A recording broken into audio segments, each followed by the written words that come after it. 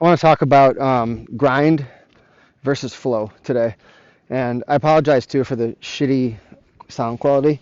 I have some walking headphones that aren't so good right now, and I have to get some different ones. But yeah, it's just what it is for right now. But on the grind to flow thing, it's kind of one of the more important themes in my life. I was raised, like a lot of you, in this get up really early, work super hard. And I'm listening to Nick Saban, the Alabama coach, his book right now. And I've listened to a lot of books similar about just relentless work ethic and perseverance and things like that. And his story is interesting because he talks about how it was recruiting and talent evaluation that was his big edge.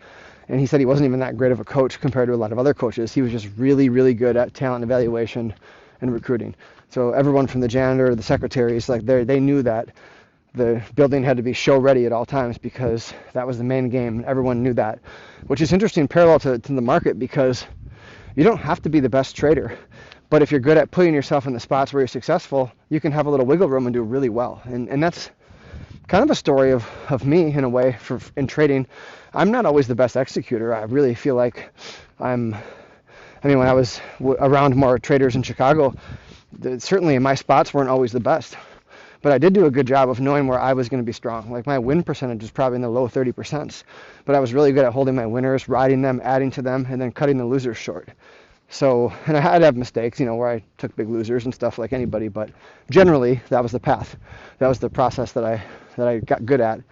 And so now as I think about like life as it goes on from here, I really want to go from that grind to the flow state. So, the flow state would be things come easy because you know where you're good, you work smart. You don't have to, it doesn't mean that you don't work hard.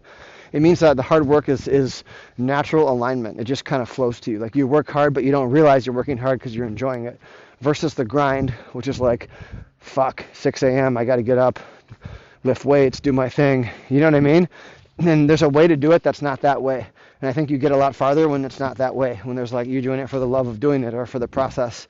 And I get stuck a lot in an old school sort of Midwestern checklist. Every day I get a little better, I do my exercise, I do my work, and it can really burn you out.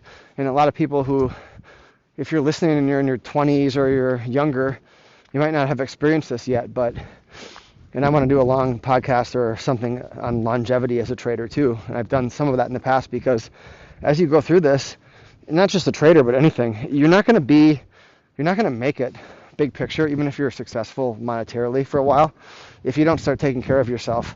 And I'll talk about that in a different podcast, but it's thinking for the long term, like for your body too. It's like you're pumping away doing power cleans. That's fine. But when you're 50, no one's doing them really. 60 years old, you don't see people doing that. People are doing yoga and they're walking incline and they're doing zone 2 training and they're doing body weight exercises for a reason because they want longevity and they realize that you're just kind of, that stuff's great and then it's not great at some point. And people would argue with that, but generally speaking, that's what I've found. And I think that same thing goes for trading, is figuring out how can you figure out how to tap into the spots that you're good. Can you program indicators? Can you have a life set up? Can you figure out where that you can sink in for yourself and be effective without feeling like you're grinding and slaving away and just kind of beating yourself up every day to do it?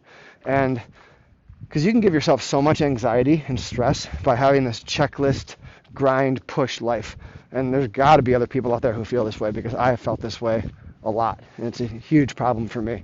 And I've had some really good periods where I haven't been like this. And I have periods where I think naturally that's what you see around you as examples of success. People command and control, work really hard. It's the only way.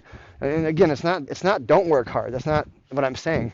But there's a difference. And I think finding that state of, turning it on at the right time, at the right moment, and just kind of staying and conserving your energy and resting.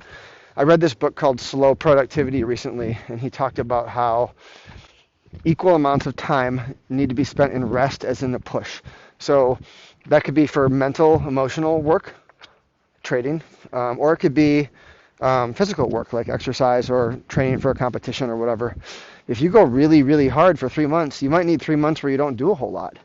So it's okay to be unbalanced. Like, for protein synthesis, it said that we handle lots of protein over a day or two really well, and then we don't have any for 4 days. It's actually a good way to do it versus like 3 square meals of protein every day. That's not really efficient, but that's what we do because we want to do things real linear and safe and predictable. But it actually, thinking about it more, is like maybe your evenings you need to chill out and relax and watch a show, read a book, and just do nothing.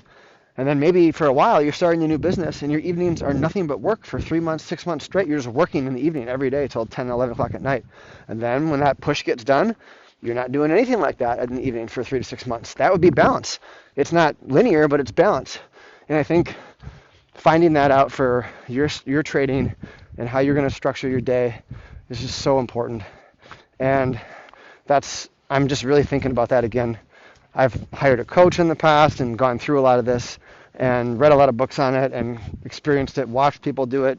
And there's more examples of people who are very successful, who do it kind of to their own detriment versus do it this way. And I want to do it this way. So that's kind of me talking to myself for today.